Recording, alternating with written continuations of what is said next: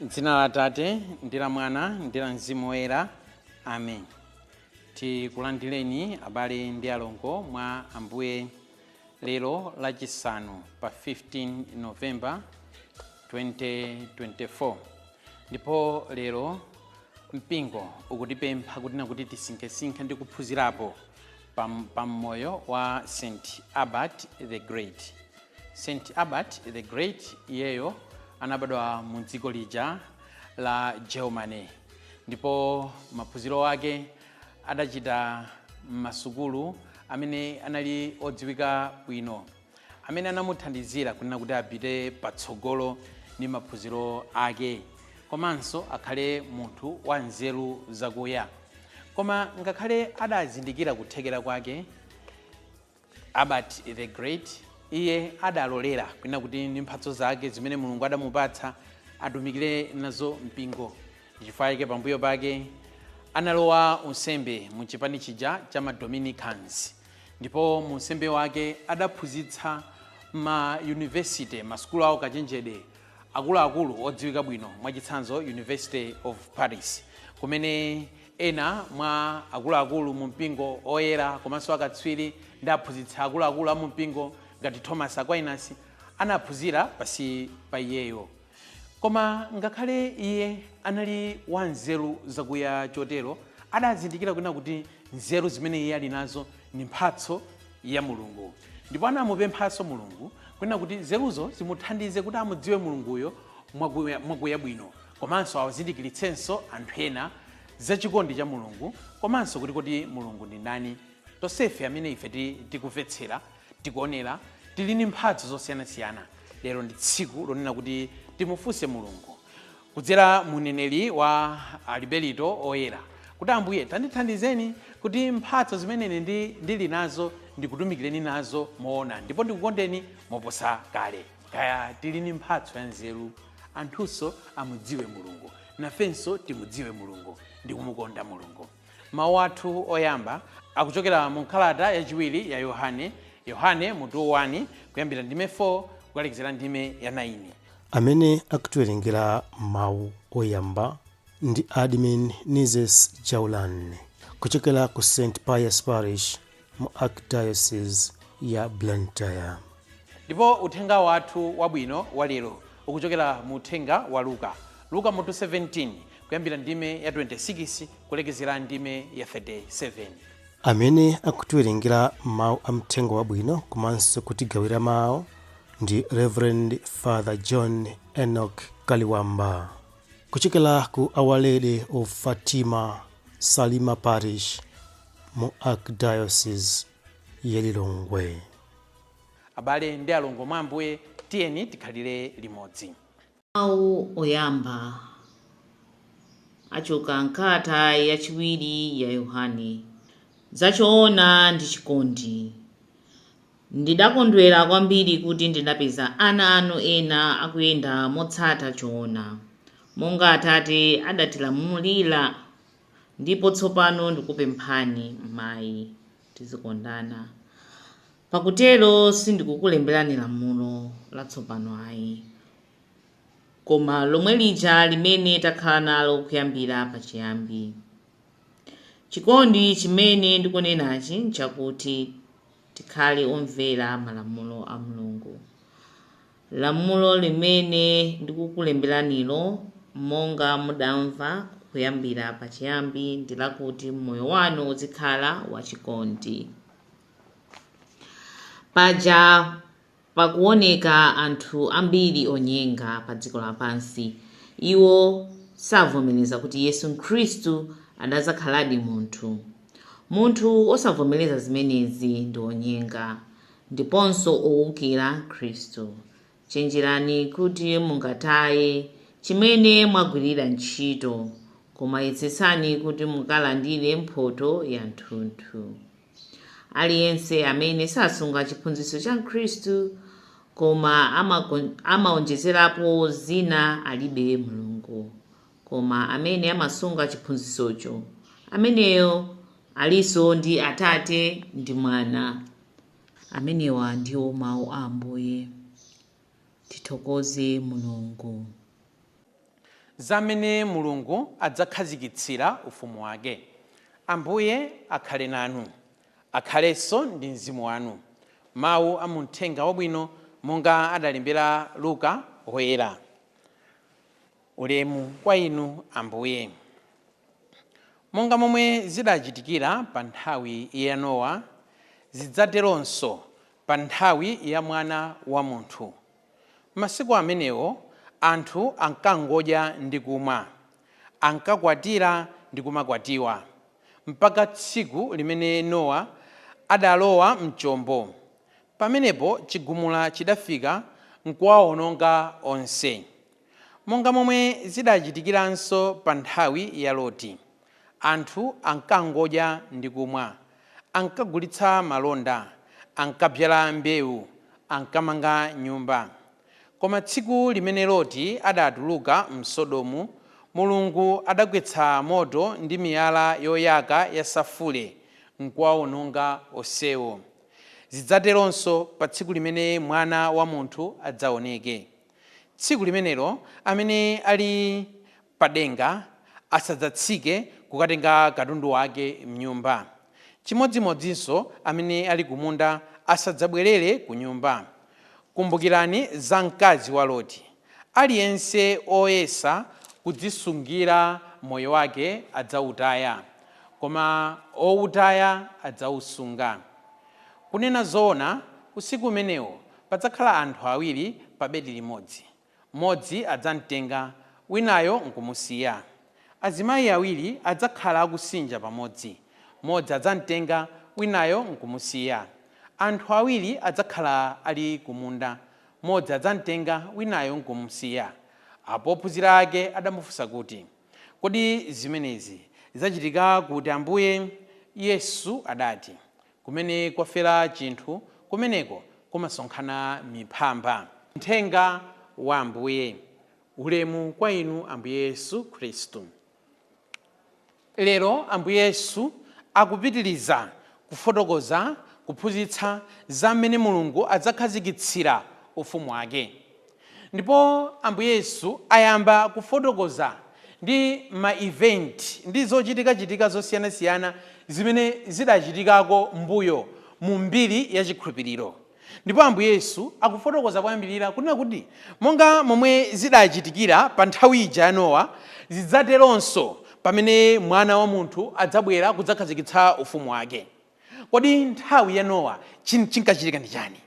Akuti masiku amenewo anthu ankangodya ndi kumwa. Akuti masiku amenewo anthu ankangokwatiwa ndi kukwatiwa. Koma pamene Nowa ano tsopano adalowa mu chombo, mpamene madzi aja achigumula anabwera nkuwawononga anthu onse amene sanalowe mu chombo, nkuwononga katundu onse umene mu chombo muja munalibemo. Adafotokozera zimenezi Ambuye Yesu, tsopano akufotokozeranso historical event ina imene inachitika nthawi ya Loti. Akunena kuti nthawiso ya Loti anthu analinso kugwiranso ntchito zawo zosiyanasiyana. Akunena kuti anali kulima.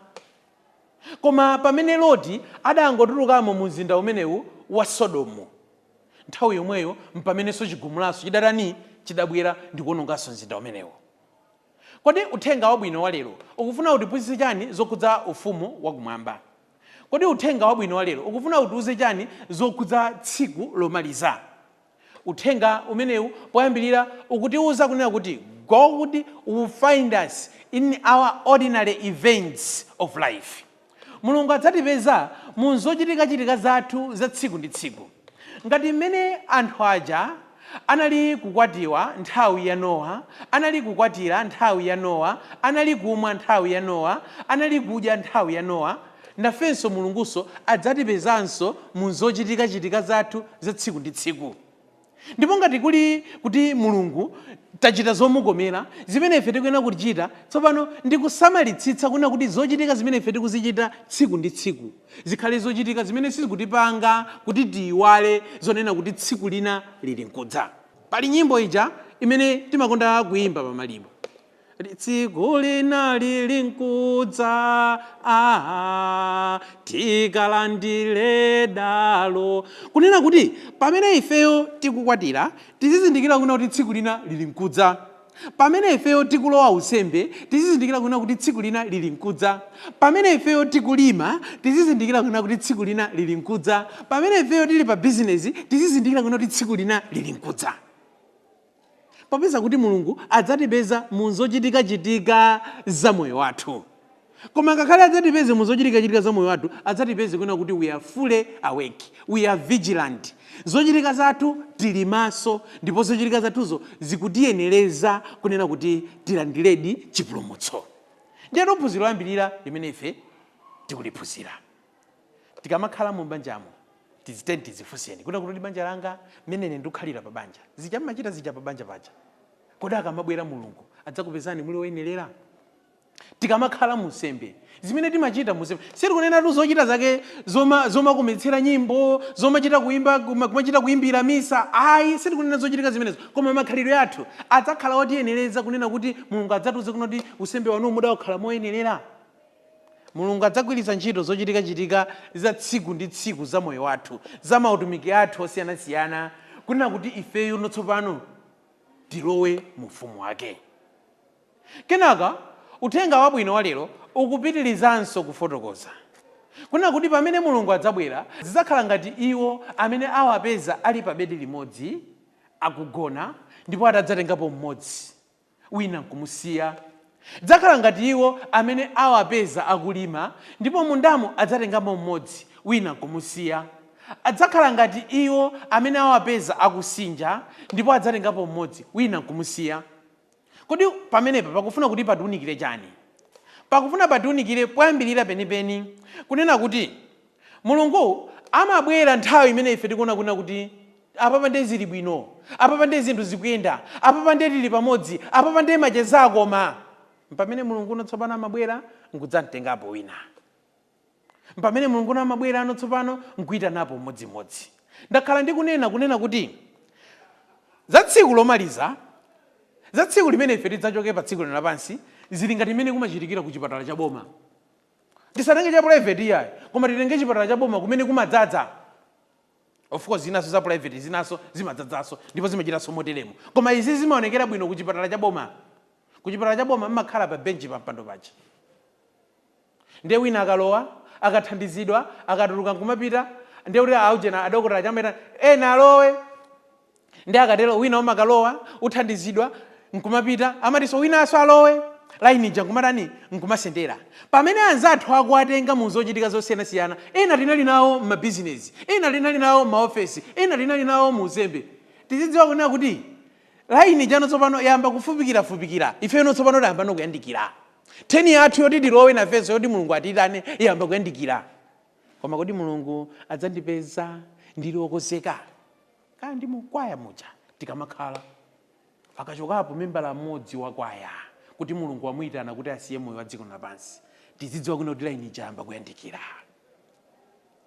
Ngati nimangoyimba kwaya osamalandira masakramenti, kozani zimene zikulepheretsanizo chifukwa laini ija tsopano yamba kuyandikira. Awatenga anzathu amene timachita nawo mayimbidwewo, tatsalapo ndifeyo. Kaya ndife ansembe akayitanapo mmodzi, tizidziwa kuno kuti tsopano laini ija tsopano yamba kuyandikira.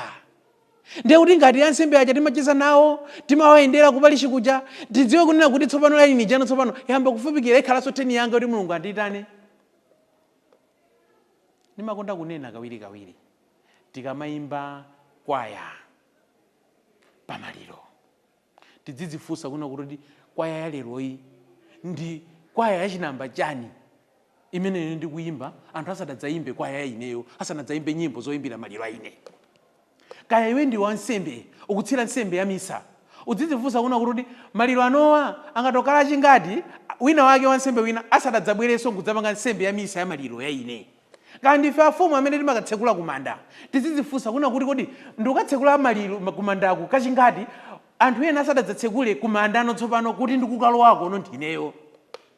Popeza laini ikufupikira, tiyeni nthawi zonse mu zochita zathu, tiyeni nthawi zonse moyo wathu wa tsiku ndi tsiku tikhale moyenerera kuti chigumula mmene chinabwerera nthawi ija Nowa ndi Loti chikamadzabwera chidzatipeze tili oyenerera. Kodi zina zimene ife zimatilepheretsa kuna kuti tikonzekere bwino ndi chani? Zina zimene ife zimatikonzekeretsa chifukwa chonena kuti we get so much stagnated and interested in the events of this life. Timakhazikika kwambiri mu zochitika za moyo uno, timakondwera kwambiri mu zochitika za moyo uno, nkumayiwala kuna kuti Mulungu amatitenganso mu zochitika za moyo zomwezo. China chimene ife timatangwanika nacho timaganiza kunena kuti tili ndi nthawi yambiri. But now the tricky fact of time is that the more that you use time, the more that you don't know how many minutes you are remaining with, how many hours you are remaining with. Akuna kuti chodabwitsa cha nthawi nkunena kuti pamene ife tikuyigwiritsa ntchito nthawi sitidziwa kuna kuti ndatsala ndi nthawi yochuluka bwanji, ndatsala ndi ma hour ochuluka bwanji, ndatsala ndi ma minutes ochuluka bwanji kuti ndikhale moyo. Chifukwa chonena kuti sitidziwa kuti ndatsala ndi nthawi yochuluka bwanji tisamatengeke ndi zochitika za dziko lapansi, bwanji tisamatengeke ndi kunena kuti nthawi ndidakali nayo, koma ndidzikonzeka, ndizikhala okonzeka, ndipo zochitika zanga zionetsa kuna kuti ndili maso, m'banja langa zionetsa kuna kuti ndili maso, m'mabizinesi yanga ndizionetsa kuna kuti ndili maso, mu usembe wanga ndizionetsa kuti ndili maso, mukuofesi kwanga ndizionetsa kuti ndili maso, kuti Mulungu akadzatipeza adzatipeze tili okonzeka. Amen.